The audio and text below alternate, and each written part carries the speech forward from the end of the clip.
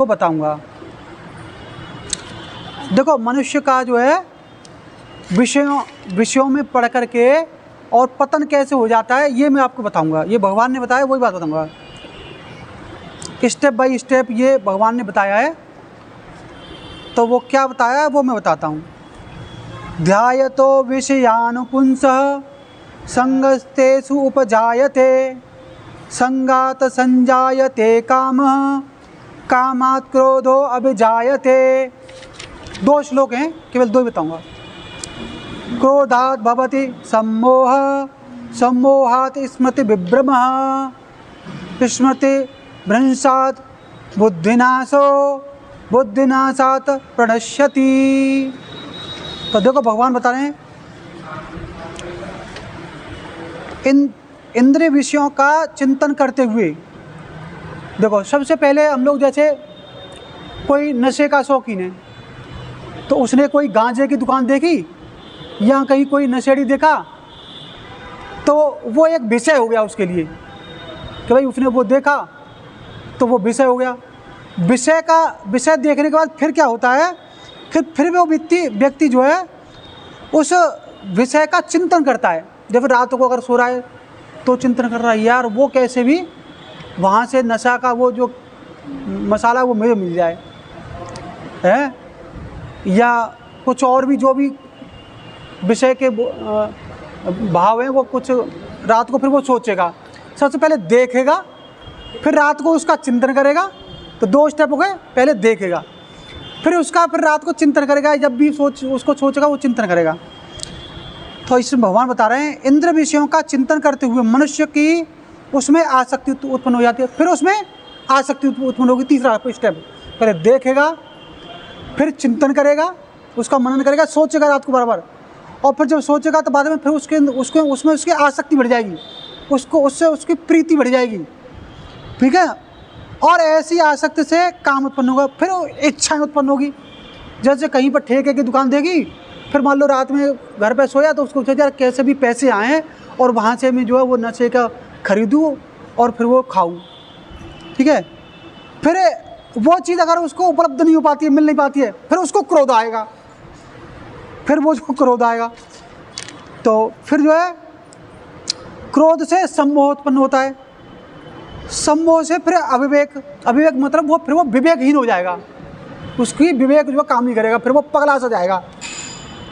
फिर जो है सम्मोह से फिर उसकी जो है स्मरण शक्ति विभ्रम हो जाएगी। फिर वो ये भी भूल जाएगा कि ये कौन है, कि वो कौन है, कौन मुझे देख रहा है, कौन देख रहा है, उसको नहीं पता। अपने विषय से उसका वो सब विषय को पाना है बस। उसकी ऐसी स्थिति हो जाएगी। बहुत सारे लोग देखे होंगे उनको है शर्म नहीं रहती है।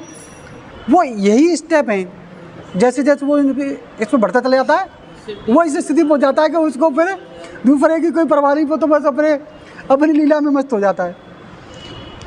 जब स्मरण शक्ति विभ्रम हो जाती है फिर उसके बाद उसकी बुद्धि जो है वो नष्ट हो जाती है। बुद्धि उसका काम करना बंद हो जाती है, और जब बुद्धि नष्ट हो जाती है तो फिर मनुष्य जो भवकूप में गिर जाता है, फिर खत्म। तो इसको और हम जो सरल तरीके से समझें कि सबसे पहले तो हम अगर विषय को देख लें, पहले तो देखना नहीं चाहिए। कहीं पे मान लो अच्छी मूवी नहीं है, हमें नहीं देखना, बात खत्म। मूवी अच्छी है, घर परिवार की है, देख लो। नहीं, अगर सही नहीं है तो मत देखो। अगर देखोगे तो एक तो गलती तुमने ये कर ली कि तुम विषय के संपर्क में आ गए। दूसरा, अब फिर अगर देख ली तो ठीक है, मूवी देखी, अब रात को फिर वही रील चल रही है मूवी वाली कि हीरो ऐसे आया तो अपने ये कर दिया, वो कर दिया, वही चल रहा है। तो दूसरी गलती, पहले तो देखा या तो देखना ही नहीं था, फिर देख लिया तो रात को अगर चिंतन कर रहा है तो तुरंत उसको कट करो, चिंतन को अपने को हटाओ वहाँ से, उसको हमने चिंतन करना। ठीक है, अगर आपने चिंतन भी कर लिया तो चलो कोई आगे भी है तुम्हारी पतन का रुकाव, अगर कर लिया तो फिर आसक्ति बढ़ेगी तुम्हारी, उसमें आपकी आसक्ति हो जाएगी। फिर आसक्ति हो जाएगी तो फिर आप उससे इच्छा करोगे कि ये मुझे कैसी प्राप्त हो, और अगर जब प्राप्त नहीं होगी तो फिर क्रोध आएगा। क्रोध आएगा तो फिर आदमी विवेकहीन हो जाएगा। क्रोध में आदमी विवेकहीन हो जाता है, वो कुछ भी किसी को बक सकता है, किसी भी को मार सकता है, कुछ भी कर सकता है। ठीक है ना। अब जब क्रोध में आ जाएगा, विवेकहीन हो जाएगा, तो फिर उसकी स्मरण शक्ति जो सोचने की समझने की जो शक्ति होती है वो ख़त्म हो जाएगी।